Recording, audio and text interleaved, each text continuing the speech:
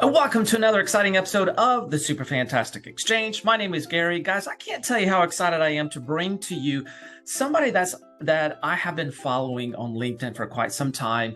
And her field of study for me is just absolutely fascinating.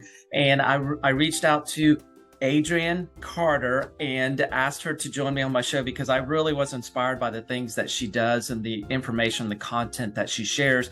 And I could not wait to connect with her. So guys, give it up for Adrianne Carter. Thank you very much. That's a lovely welcome. Thank you. Yeah. Do you hear everybody clapping for you? It's pretty amazing. Thank you. Well, Adrianne, I wanted to give you a chance to introduce yourself a little bit more about who you are and what you do and where you're at right now. Okay, thank you. So I'm Adrianne Carter and I am known as the Face Whisperer, but I'm also a body language expert. So I have two names, if you like. So my Adrianne and the Face Whisperer. The reason for the Face Whisperer is I do specialize in facial expressions of emotion, but people get body language expert. So I kind of twiddle between the two depending on who I'm talking to, but I encompass both fields. So faces and body language. I work with brands and I work with businesses. So with brands, I help them with their marketing content to make sure that the people that they've got in their advertising, they're showing the body language that will engage other people rather than put them off. And with businesses, I train either people to optimize their own body language or to read other people's body language.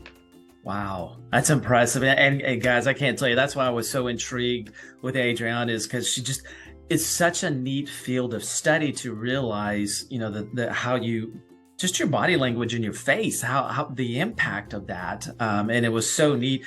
And so for me here at the Super Fantastic Exchange, I love to connect with these leaders. And Adrianne, I see you as one of those leaders in a very, very specific field. And so I love to peek behind the curtains and find out what inspires you to do the things you do and lead in your field. And so I reached out to you. You shared with me 3 wonderful topics that inspired you. And I want to jump on the first one here is you love learning. So tell us what learning means to you and how that inspires you. I mean, I suppose really it's curiosity. I want to know about all sorts of things. And I think, what can I learn next? What can I learn next? And not in a way that actually I don't feel good enough without the learning. It's actually, I just want to know about stuff. And, you come across some interesting stuff, particularly as you get older. I'm a little bit older. As you get older, and I think the people that don't carry on learning and aren't curious about the world around them and the people around them, they're missing so much brilliant stuff. And I feel sorry for them, actually. Not in a superior way, but I do feel a bit sorry for them. But, you've got books, I've got books. I love reading. You never just know what nugget you're going to come across next. And I do quite a lot of speaking at universities, and I do guest lecture in consumer psychology. And I always say to the students, one thing I would recommend to you to carry on throughout your life is to keep learning, because you never know where that learning will take you, because that's been my path. The learning that I've done has always been sparked by my interest, but it's took me down this path that's been absolutely amazing, actually. That's fantastic. And I love how you talk about curiosity. So it's, curiosity is a choice to say, hey, what else is out there? And it's a constant. The more you know, the more you realize you don't know. Yes. And I love that you really do kind of engage in that. And, that just sparks that ongoing search for buried treasure in a book. And I like you, Adrianne, I love reading because you never know what buried treasure is in these books, or maybe in a webinar, or maybe in a video you might watch. But that buried treasure, if you can come away with one nugget. Yeah. Man. I listen to books in the car as well. And now I can't get in the car without putting a book on. So I feel like it's a wasted journey. Right? I so agree with you. Whenever I travel around, if there's not something kind of engaging my mind or learning something, searching for that nugget, man, it's a missed opportunity for sure. Well, hey, so Adrianne, you also shared with me your second item that inspires you is fascination with people. And you kind of qualify that a little bit about what they do and why they do it. So share with us that fascination and that qualification of people. So 25 years ago, I'm giving my age away, I started working in market research, and I came across so many interesting people. And, you know, as a market researcher, and I was a freelance qualitative interviewer, I could really dig deep with people. And I thought, this is just so interesting. Like, and why did you do that? And you start to build up a pattern of people's behavior. I then trained as a counsellor and psychotherapist. I've never worked as one, but I am fully qualified. And I started to work for a behavioural research company that specialised in shopper behaviour, and just watching people's behaviour, then going to them and saying, did you know you did this? Why did you do this? And they would say, I didn't do that. I'm like, well, we saw you doing it, and we showed them videos of themselves doing it, and they'd be like, oh, I know why I did that, and I did that. And they talk you through their thought process once you re-prompt them. And that to me was just like so interesting, because you get so much more out of them when they understand and they can watch their own behaviour. So I'm fascinated. I like reality shows. I'm not so keen on the latest versions because now they're very highly edited. But sort of 5-10 years ago, reality shows were reality shows. And you've got raw behaviour. And to me, there was nothing more fascinating. And even now, I go and sit in a coffee shop and I watch people. And I just watch what they're doing. Hopefully I can eavesdrop a little bit so I can go along with it. And I just find it absolutely fascinating. That is amazing. And when you mentioned coffee shop, that reminds me of one of your recent posts that you shared on LinkedIn, where you saw two individuals at a table, and the positioning of their bodies, one, as you noted, was the supervisor, the other in the employee. Share that raw language kind of evaluation or awareness, if you will, how that played out. Okay, so fortunately in this instance, I could eavesdrop as well. I was quite close, which is great, because sometimes if you don't have the actual words, you're missing a big chunk of the communication because you don't know the context. So with the context of the words, this chap was giving feedback to his employees, so an appraisal we call it in the UK, and he was giving us some really great advice. And I looked at his body language and I just thought, oh my goodness, you are missing a massive opportunity to really engage. You know, the young lady was full straight onto him. She was attentive, she was alert, her body language was, posture was upright. She was like the ideal employee, and she was answering, her words were yes, oh, that's a really good idea. Oh yes, I'll try that. So she was super engaged. His body language, I'm going to do it now. So he sat side on like this to her. So you're it. And he was like this, talking to her. So his whole body was literally positioned away from her. And he got his arm across his body like that too, which is a barrier, but it's also a self-soothing. So he obviously felt very uncomfortable.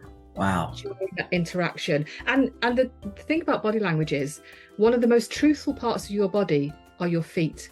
So wherever the feet are pointing is where the body wants to go. And he was totally pointed away from her. So I couldn't ask, obviously, because I was eavesdropping, taking sneaky photographs and blurring out the identifying marks. But one of the things that she may have walked away with is actually, his words were brilliant and he was giving a really good feedback, but she will have felt probably there wasn't something quite right about that feedback. He wasn't giving her the best impact. Now, whether he was giving her feedback and he doesn't really like that part of his role, that could be the problem. There could be lots of different things why he wasn't as comfortable as she was hearing it, because his message was great and it was a very productive meeting, apart from his body language. So he lost the impact of his message with his body language. Wow. And I love how you talk about, you say fascination with people is like one of your inspirational points. And then in case in point, you share this very, normal example of two people having a conversation. It just happened to be, performance evaluation or appraisal, and that missed opportunities simply because that supervisor was kind of moved to the side or turned sideways. It looked like he was trying to detach himself from the situation, and he's lost his impact. He's lost his opportunity. Wow. That's the sort of thing that an employee would never consciously think, oh well, he was facing away from me, so he didn't really enjoy delivering that. She might think, actually, he doesn't really like me. He said all the right things, but I just get a feeling he doesn't really want me on his team. And she'd go get the job. And she looked to me, she'd got the ideal body language, so she would probably keep her. She's going to be a supervisor over here him someday, I imagine. I'm guessing. And it's so neat. You say that the feet are like truly the positioning of the feet when you're engaging with somebody. That is a true telltale sign of Yes. kind of the engage. I never would have thought of that. Yeah, it's fascinating. You go to any networking or any meeting or any social gathering and just look at the feet, and you'll know who's happy to be engaged in contact and who's not. Who's Because ready to run? whoever thinks to regulate your feet and think about what position your feet are in. Right? No one. They're really truthful. Oh my gosh. Because a lot of us, I guess, instinctively or not, kind of consciously think, okay, what does my face look like? We have a social facial expression that we know that, some people don't have filters, but most of us do have a social filter where we know we can't go, ugh, like that when we don't like something. We might just be a quick flash of, that quick. You don't get the full on, ugh. But we have these social filters. So understanding and spotting the subtleties and nuances, rocking your communication skills. Wow. And that's what inspires you, is just watching people along the way. And I really believe that you probably have such incredible awareness of your surroundings that's just, and you're always, I can imagine I would love to like walk around the city with you, or a mall, or shopping with you, and just watch other people, because I imagine you're lit up just observing these people.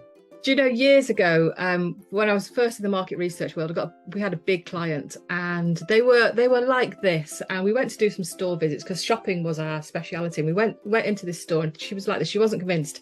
And as we walked in, I just noticed she put hands in her pockets.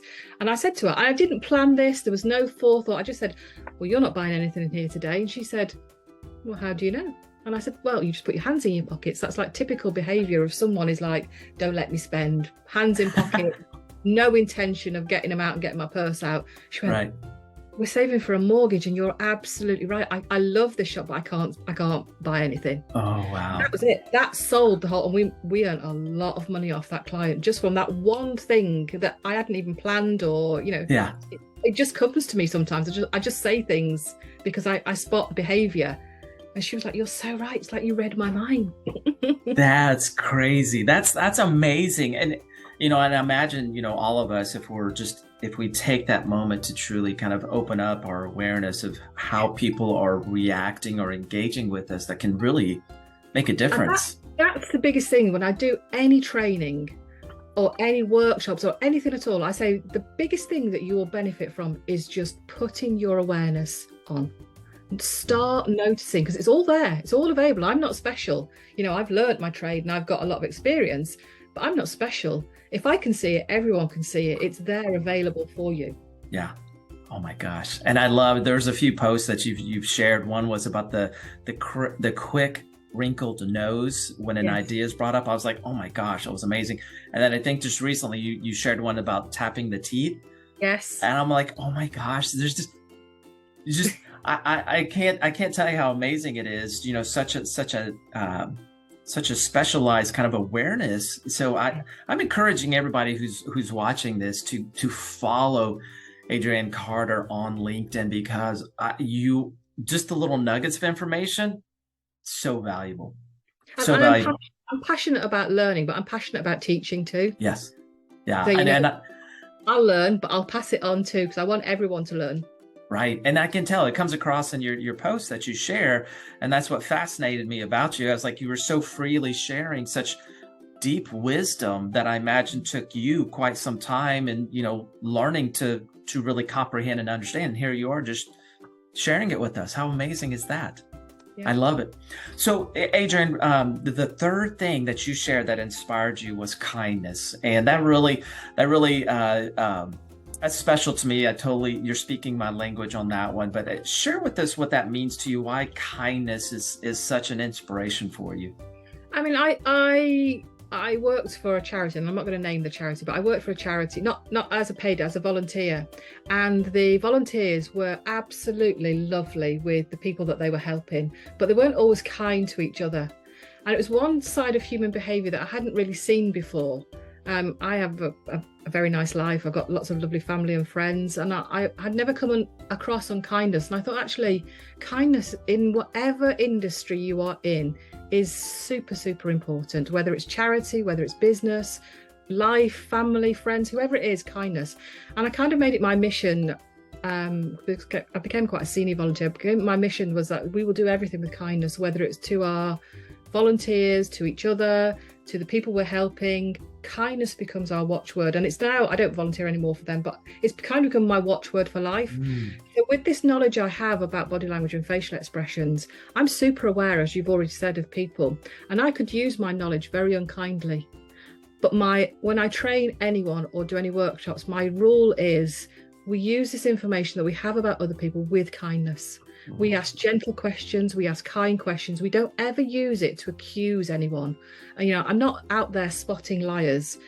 I do spot liars, but my whole ethos of my business, if you look at my website, it's not about finding the ones or to get someone over someone else. Because in business, a lot of times it's about I win, but you don't win. Well, I want to create these win-wins. And that to me is the kindness.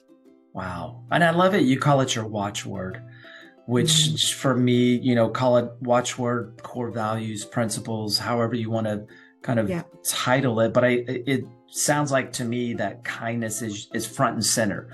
And that's your filter for why you do things and how you do things. And that's so valuable because it really does make a difference. And I think with social media today, I've got a big TikTok following as well. Don't even ask about TikTok. I've got a big TikTok following. And, people put very unkind things. I never, ever respond unkindly. I probably just mostly ignore them. But people can be very unkind. And there's just no need for unkindness. If you can't, my grandma used to say, if you can't say something nice about someone, don't say anything at all. Right. That's kindness to just, and we can all do that. We can all just, if we haven't got something good today to say, don't say anything. And LinkedIn's similar, people put very unkind remarks and it can be really, I don't get much of it, I have to say, because I just delete people who do put unkindness. They're gone. They're out of my sphere. Right. It is so important today and it costs nothing to be kind. Oh my gosh. And there's so much that comes from being kind versus, because kindness is like a value add, whereas, unkind is you're taking away, you're totally. Yeah. Oh my gosh. Adrianne, this has been such an incredible conversation. I literally could talk to you for hours. This has been so great, but we're coming up to the end of our time, and I want to give you a chance to share a closing thought before we wrap up. So I would like to, those 3 points that I said that are so important to me: keep learning, keep curious, keep being aware of the people around you and how you can be as kind as you possibly can. And sometimes being kind is just saying nothing. Oh my gosh, Adrianne, that's so wonderful. I love your points. I love the curiosity. Go search, keep learning, no matter what, no matter how old you get, keep learning. Turn on your awareness, like you said. I think that's so great. And then use kindness as your filter. Use that as your core value, your principle, however you want to call it. That is such a valuable lesson for all of us. Adrianne, I can't thank you enough for being here with us on the Super Fantastic Exchange. Guys, please go follow Adrianne on LinkedIn. Be kind to her. Yes. Go find it. Right? And I don't blame her none. Go find her book. It's on Amazon, The Face Whisperer. I just ordered mine. I'm getting it, I believe, Saturday. So I can't wait to read it and share it with you guys, my feedback. But I know it's going to be, I'm believing it's going to be amazing. But if it's anything like our conversation here, it's going to be super fantastic. So guys, thank you so much for joining us today. Go follow Adrianne, and we will see you on the next episode. Thank you, guys. Thank you.